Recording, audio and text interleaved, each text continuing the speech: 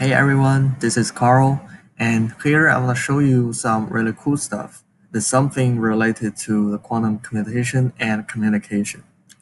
You can actually find a lot of information if you Google it, such as how a quantum computer is working, or how to build up a quantum computer, or quantum network, quantum information, blah blah blah.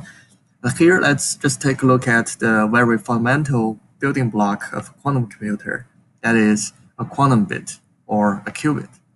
So first, we all know that we have bajillions of those classical bits in the circuit in our computer.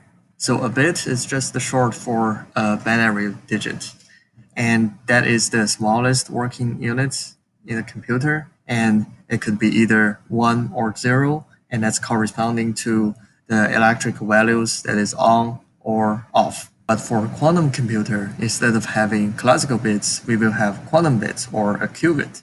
This is also called a Bloch sphere, and you can see we still have the state 1 at North Pole and the state 0 at South Pole.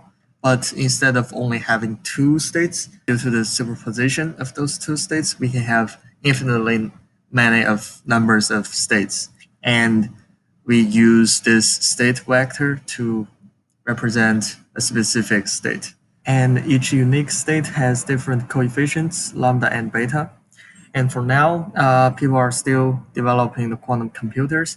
They have a very specific or limited use. And for example, this is the latest quantum computer from China. It's called the Zhang, and it's way faster than normal or supercomputer, but it's only designed for the boson sampling.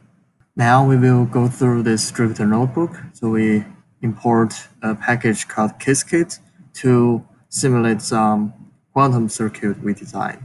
So in the first experiment, we assume that the Alice is sending some message to Bob. So the initial state of Alice's message is 0 at x spaces.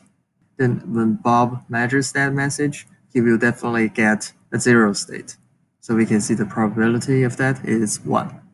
But now if a third-party person is trying to eavesdrop the message, so he will measure the message before Bob, and this measurement from the third party will change the initial state to either state 1 or state 0.